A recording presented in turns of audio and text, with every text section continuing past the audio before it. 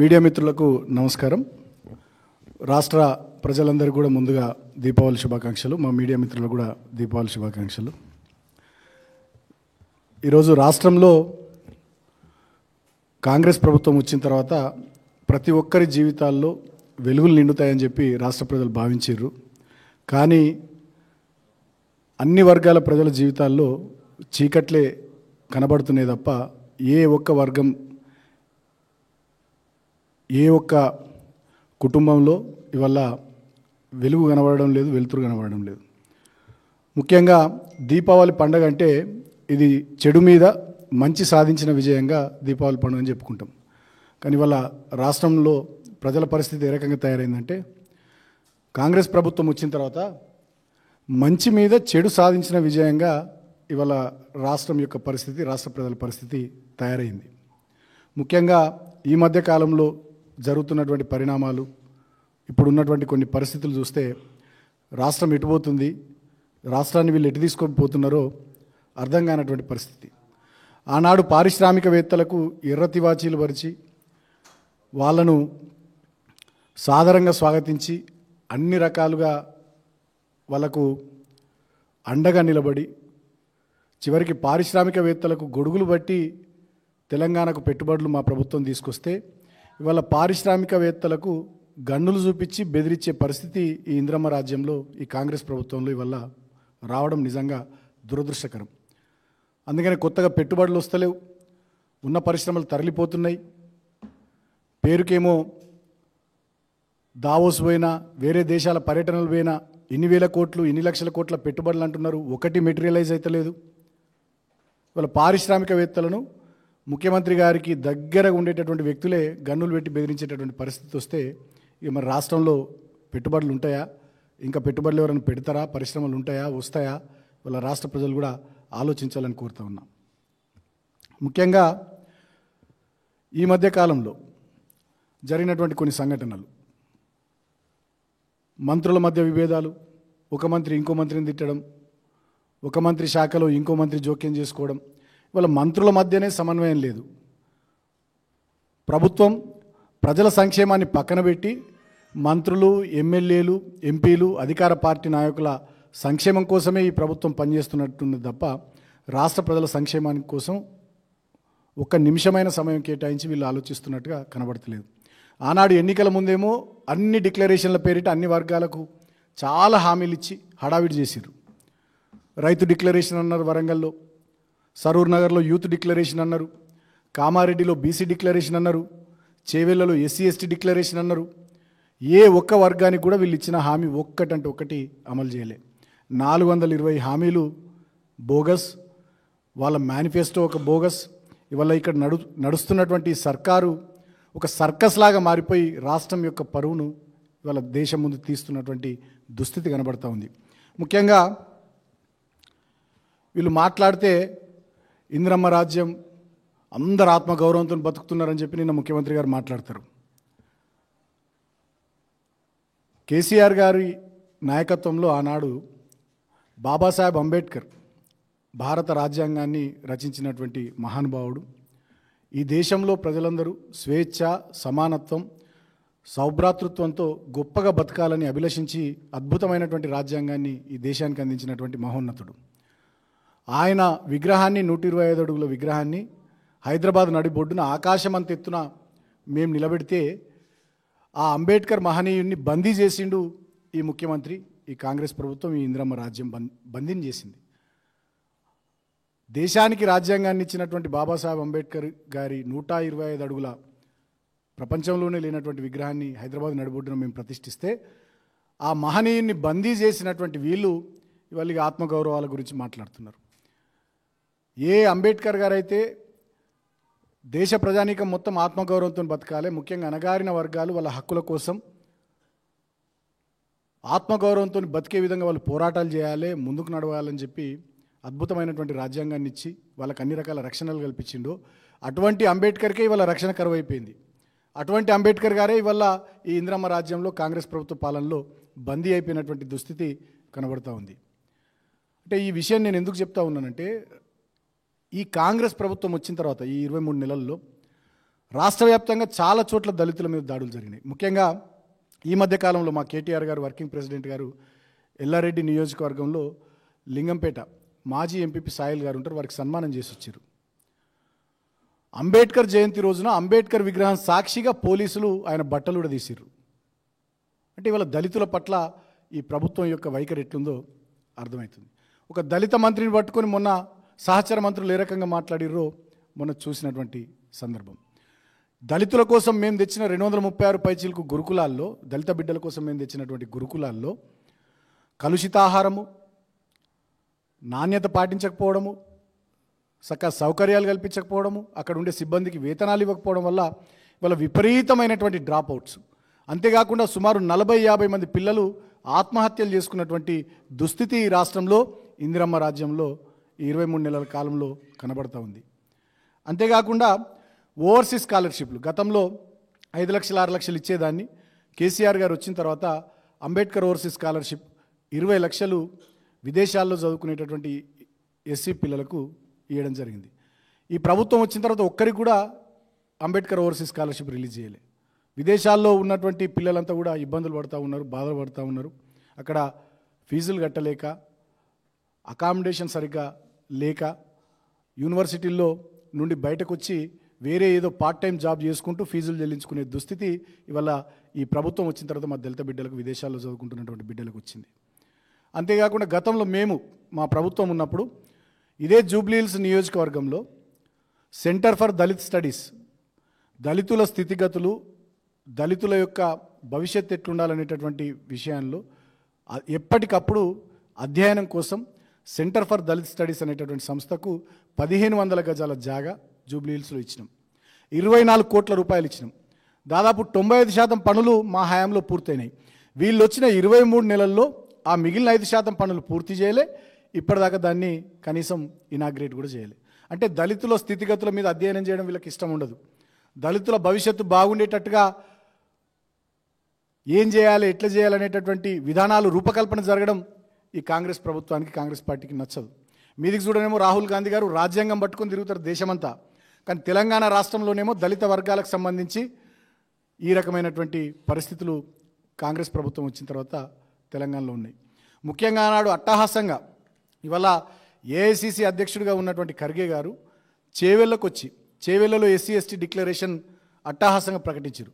ఇవాళ నేను అడుగుతా ఉన్న ఈ రాష్ట్ర ప్రభుత్వాన్ని, మీకు దమ్ముంటే, మీకు నిజాయితీ ఉంటే, మీ లోపల చిత్తశుద్ధి ఉంటే ఈ చేవెళ్ళ ఎస్సీ ఎస్టీ డిక్లరేషన్కి సంబంధించి దీంట్లో ఏం అమలు చేసిరో మీరు బయట పెట్టాలి. ఇవాళ జూబ్లీహిల్స్ ఎన్నికలకు పోతున్నారు కదా, మీరంతా మంత్రులు, కార్పొరేషన్ చైర్మన్లు, ఎమ్మెల్యేలు, ఎంపీలు అందరూ తిరుగుతున్నారు కదా. జూబ్లీహిల్స్లో ఉన్నటువంటి దళితుల దగ్గరకు పోయి ఈ Chevella SC ST declaration, SC ఎస్టీల దగ్గరకు పోయి చూపెట్టి దీంట్లో మేము ఇది అమలు చేస్తామని చెప్పే దమ్ము ఇవాళ మీకుందా అని నేను అడుగుతా ఉన్నా. మీకు నిజంగా దమ్ముంటే ఒక శ్వేతపత్రం విడుదల చేయరు. చేవెళ్ళ ఎస్సీ ఎస్టీ డిక్లరేషన్కి సంబంధించి మీరు ఏమేమి ఇంప్లిమెంట్ చేసిరో దమ్ముంటే జూబ్లీహిల్స్ ఉప ఎన్నికల్లో దళితులు, గిరిజనుల ఓట్లు అడిగే ముందు మీరు శ్వేతపత్రం విడుదల చేయాలని నేను ఈ రాష్ట్ర ప్రభుత్వాన్ని డిమాండ్ చేస్తూ ఉన్నా. ఏం చెప్పారు మీరు ఆనాడు? కేసీఆర్ గారు దళిత బంధు కింద కేవలం 10 లక్షలే ఇస్తుండు, మేము అధికారంలోకి వస్తే అంబేద్కర్ అభయహస్తం కింద ఎస్సీ ఎస్టీ కుటుంబాలకు 12 లక్షలు ఇస్తాం ఒక్కొక్క కుటుంబానికి అన్నారు. 23 నెల మీరు ఇప్పుడు అధికారంలోకి వచ్చి ఈ రాష్ట్రంలో ఏ ఒక్క ఎస్సీ ఎస్టీ కుటుంబానికన్నా 12 లక్షల రూపాయలు ఇచ్చిర్రా? ముఖ్యమంత్రి గారు చెప్పాలి, కాంగ్రెస్ ప్రభుత్వ పెద్దలు, డిప్యూటీ సీఎం గారు. అదేవిధంగా ఎస్సీ ఎస్టీలకు రిజర్వేషన్స్, ఎస్సీలకు 18%, ఎస్టీలకు 12% పెంచుతామని మాటిచ్చారు. 23 నెలలైంది, ఎందుకు చేస్తలేరు? తర్వాత ఇందిరమ్మ పక్కా ఇళ్ల పథకం, ఇల్లు లేని ప్రతి ఎస్సీ ఎస్టీ కుటుంబానికి ఇంటి స్థలంతో పాటు ఇంటి నిర్మాణానికి 6 లక్షల రూపాయలు అందజేస్తామన్నారు. ఒక్కరికన్నా అందజేసిర్రా? జూబ్లీహిల్స్లో ఎంతమందికి ఇచ్చిర్రు? రాష్ట్ర వ్యాప్తంగా ఎంతమందికి ఇచ్చిర్రు? దమ్ముంటే వివరాలు విడుదల చేస్తారా? అదేవిధంగా ఇంకా చాలా ఉన్నాయి దీంట్లో, నేను కొన్ని ముఖ్యమైనవి మాత్రమే చెప్తా ఉన్నా.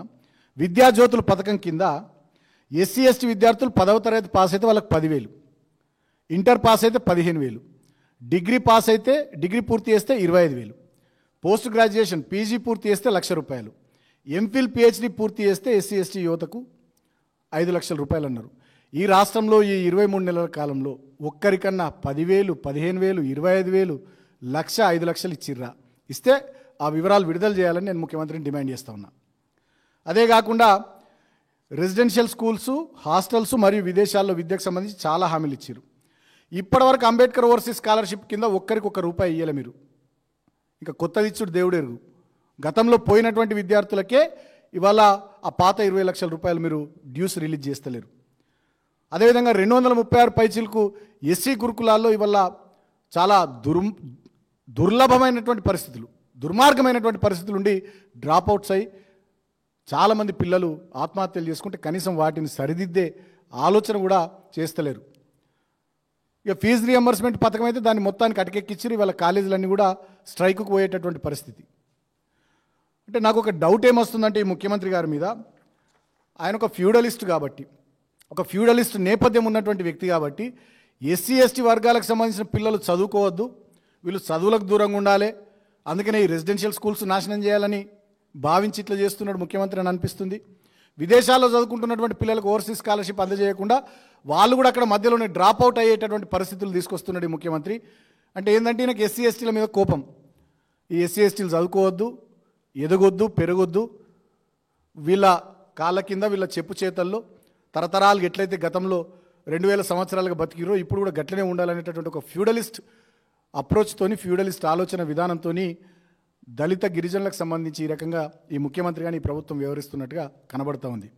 సాక్షాత్తు అంబేద్కర్ మహానుభావున్నే బందీ చేస్తే హైదరాబాద్ నడిబొడ్డునా ఇవాళ రాష్ట్రంలో ఉన్నటువంటి గురుకులాలన్నింటినీ కూడా నాశనం చేసి ఇస్తామన్నటువంటి చేవేళ్ల ఎస్సీ ఎస్టీ డిక్లరేషన్లో ఒక్క హామీని కూడా నిలబెట్టుకోకుండా, అమలు చేయకుండా కేవలం ఆనాడు ఓట్ల కోసం, ఎస్సీ ఎస్టీల ఓట్ల కోసం అనేక మాయమాటలు చెప్పి ఒడ్డెక్కేదాకా ఓడమల్లన్న, ఒడ్డెక్కినాక బోడమల్లన్న అన్నట్టుగా ఇవాళ రాష్ట్రంలో ఎస్సీ ఎస్టీల పట్ల పూర్తి స్థాయి వివక్షను ఈ ప్రభుత్వం, కాంగ్రెస్ ప్రభుత్వం చూపిస్తూ ఉంది.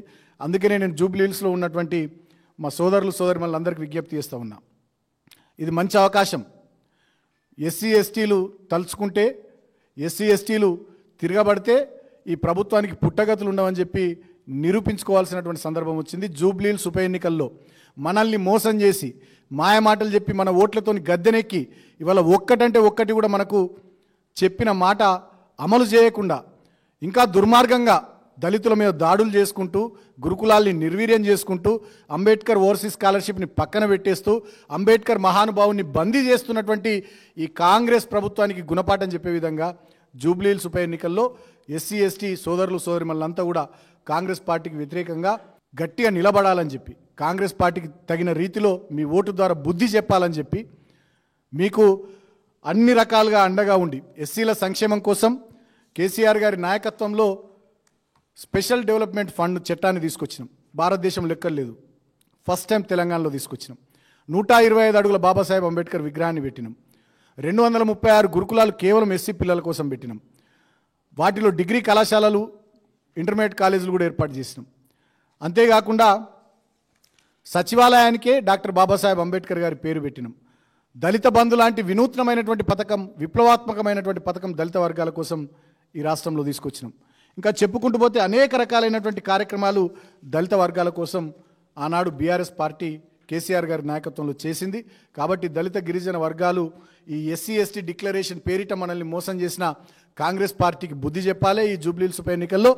అదేవిధంగా మన కోసం ఎన్నో కార్యక్రమాలు చేసి మనకు అన్ని రకాలుగా అండగా నిలబడ్డటువంటి బీఆర్ఎస్ పార్టీని మీరు జూబ్లీ హిల్స్ ఉప ఎన్నికల్లో ఆశీర్వదించి అధికార పార్టీకి కర్రుగాల్చి వాత పెట్టాలని చెప్పి ఈ సందర్భంగా నేను విజ్ఞప్తి చేస్తూ ఉన్నా. Thank you. ఈ ముఖ్యమంత్రి మాట్లాడిండు, మేము మాట్లాడడం కాదు. ఏమన్నాడు ముఖ్యమంత్రి? నరేంద్ర మోడీ గారు బడే బాయ్, నేను చోటే బాయ్ అన్నాడు. ఇవాళ పూర్తి స్థాయిలో భారతీయ జనతా పార్టీతోని కలిసిపోయి పనిచేస్తున్నటువంటి ముఖ్యమంత్రి ఈ దేశంలో ఎవరైనా ఉన్నారంటే అది రేవంత్ రెడ్డి. భారతీయ జనతా పార్టీ ముఖ్యమంత్రులకు కూడా అమిత్ షా గారి అపాయింట్మెంట్లు, నరేంద్ర మోడీ గారి అపాయింట్మెంట్లు, కేంద్ర మంత్రుల అపాయింట్మెంట్లు అన్నిసార్లు దొరకవు. కానీ మన ముఖ్యమంత్రి రేవంత్ రెడ్డికి ఇట్లా అడగంగానే అట్లా అపాయింట్మెంట్లు దొరుకుతాయి. ఆయననే చెప్పిండు, మేము చెప్పడం కాదు కదా. ఆయన ఏమన్నాడు? గతంలో ఆర్ఎస్ఎస్లో పనిచేసినా, ఏబీవీపీలో పనిచేసినా నా జీన్స్లోనే అది ఉన్నదని చెప్పి ముఖ్యమంత్రి రేవంత్ రెడ్డి గారే అన్నారు. ఆనాడు పార్లమెంట్ ఎన్నికల్లో ముఖ్యమంత్రి స్వయంగా చెప్పిండు. ఏమన్నాడు? అయితే మా కోటేరి లేకుంటే వాళ్ళ కోటేరి అని చెప్పి ఆయనాడే మాట్లాడి వాళ్ళతోని వేదికలు పంచుకుంటూ ఇవాళ బీజేపీ నాయకులతో వేదికలు పంచుకుంటూ తిరుగుతున్నది ఈ ముఖ్యమంత్రి.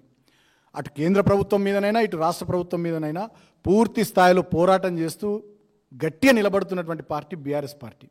ఇవాళ భారతీయ జనతా పార్టీ కాంగ్రెస్ పార్టీ రెండు కూడా కలిసిపోయి బీఆర్ఎస్ను దెబ్బతీయాలనే కుట్ర పార్లమెంట్ ఎన్నికల నుంచి వాళ్ళు చేస్తూనే ఉన్నారు. అసెంబ్లీ ఎన్నికల ముందు కూడా వాళ్ళు చేసిర్రు.